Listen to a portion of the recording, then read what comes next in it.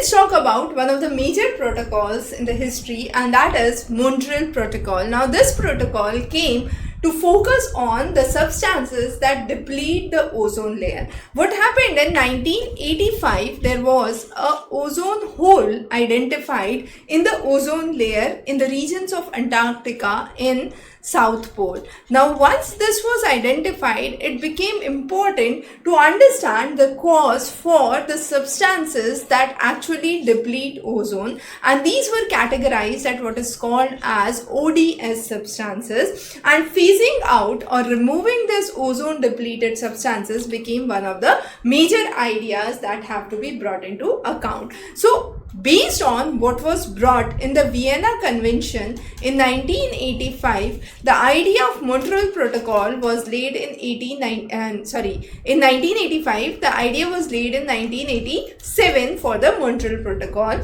to protect the damage in the ozone layer. Now, to begin with, what was Vienna Convention 1985? Vienna Convention was an effort which was brought by 20 countries which actually were responsible for largely emitting CFCs, that is the chlorofluorocarbons in the atmosphere. A treaty was signed in Vienna and therefore it was known as Vienna Convention. The treaty was signed in the year 1985. Now, under the treaty, the idea was to identify the countries which were largely responsible for the chlorofluorocarbon emissions, and there were certain articles that were brought into account. The first important article under this convention was Article 2. Now, Article 2 talked about a proper legal, administrative and a policy measure that should be brought to replace the activities which have adverse impact onto the ozone layer in the atmosphere.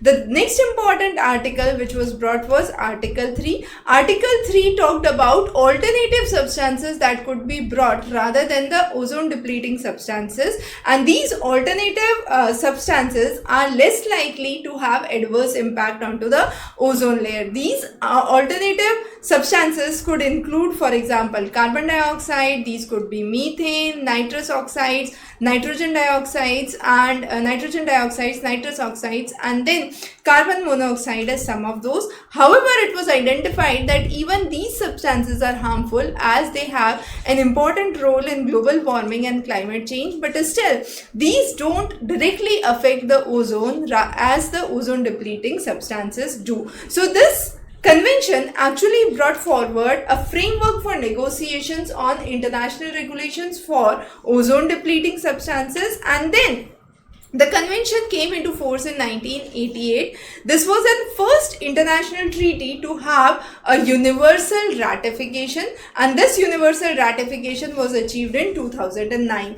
Very, very important. The first international treaty to have a universal ratification was Vienna Convention. I repeat again. Now, we came on to the Montreal Protocol. So, as we discussed in 1985, once the ozone hole in the South Pole was identified, there was an immediate need to phase out the ozone depleting substances, and for that, identification of the substance became first of all the important priority. So, what were the substances which were identified as ozone depleting? They were CFCs, chlorofluorocarbon. Besides that, halogens, fully halogenated CFCs, carbon tetrachloride CCl4, methyl chloroform, HCFC, that is hydrochlorofluorocarbons, hydrobromofluorocarbons. So these are all fluorocarbons, but in some there is the bonds for chloride, the other have bonds for bromine. Methyl bromide and bromochloromethane were the ones which were identified as ozone depleting substances. Now, once these are identified, a time bound phasing out of these ozone depleting substances are important, and the various protocols were brought into agreement under Montreal Protocol with nearly 46 countries which came together, and finally this protocol came into effect in 1989. Like the Vienna Convention, this was the next convention to have a full ratification in 2009. Now, under this, there were two important principles which were laid down. One is the precautionary principle.